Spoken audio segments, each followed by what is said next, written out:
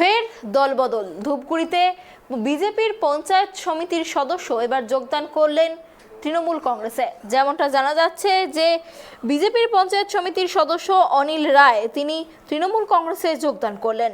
ঝিরিঝিরি বৃষ্টির মধ্যেই শনিবার সকালে ধূপগুড়ি গ্রামীণ ব্লক তৃণমূল কংগ্রেসের কার্যালয়ে তার হাতে দলীয় পতাকা তুলে দেন ধূপগুড়ি গ্রামীণ ব্লক তৃণমূল কংগ্রেসের সভাপতি দীপু রায়।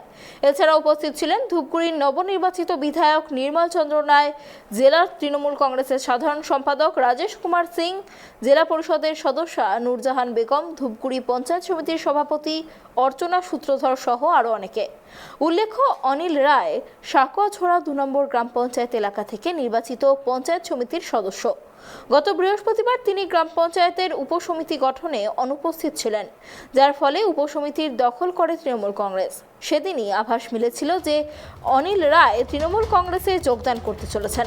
তাকে টাকা ও চাকরি দেবার প্রতিশ্রুতি দিয়ে তৃণমূল কংগ্রেসে যোগদান করিয়েছে বলে অভিযোগ করেন বিজেপির পূর্ব মণ্ডল সম্পাদক বিকাশ রায়, যদিও সেই অভিযোগ অস্বীকার করেছে তৃণমূল।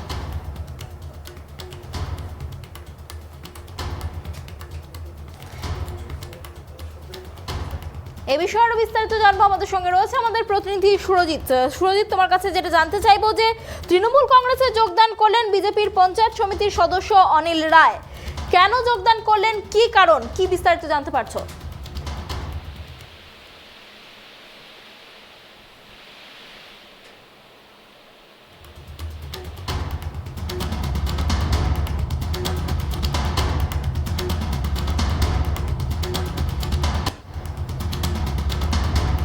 আপনাদের আরো একবার জানিয়ে রাখি, ধূপগুড়িতে বিজেপির পঞ্চায়েত সমিতির সদস্য তৃণমূল কংগ্রেসে যোগদান করলেন বিজেপির পঞ্চায়েত সমিতির সদস্য অনিল রায়। ঝিরিঝিরি বৃষ্টির মধ্যেই শনিবার সকালে ধূপগুড়ি গ্রামীণ ব্লক তৃণমূল কংগ্রেসের কার্যালয়ে তার হাতে দলীয় পতাকা তুলে দেন ধূপগুড়ি গ্রামীণ ব্লক তৃণমূল কংগ্রেসের সভাপতি দীপু রায়। এ বিষয়ে আরো বিস্তারিত জানবো, আমাদের সঙ্গে রয়েছে আমাদের প্রতিনিধি সুরজিৎ। সুরজিৎ, তোমার কাছে প্রথমেই যেটা জানতে চাইবো যে ধূপগুড়িতে বিজেপির পঞ্চায়েত সমিতির সদস্য অনিল রায় তিনি তৃণমূল কংগ্রেসে যোগদান করলেন, কি কারণের পেছনে, কি বিস্তারিত জানতে পারছো? দেখো অনন্যা, যেটা ধূপগুড়ির যে উপনির্বাচনে ফলাফল বেরিয়েছিল, সেই ফলাফলের পর থেকেই কিন্তু বিজেপির অন্তর্মহলে একটা ব্যাপক কোন্দলের সৃষ্টি হয়েছিল। তাদের প্রথম থেকে দাবি ছিল যে বিজেপির প্রকৃত নেতৃত্বের অভাবে ধূপগুড়িতে বিজেপি পরাজয় হয়েছে। সেই কোন্দলের রূপ আমরা দেখতে পেলাম, যেটা গতকাল অনিল রায়, যিনি সাকুয়াছড়া ২ গ্রাম পঞ্চায়েতের থেকে নির্বাচিত হয়েছিলেন, তিনি সেখানকার যে উপসমিতি গঠন সেখানে উপস্থিত ছিলেন না।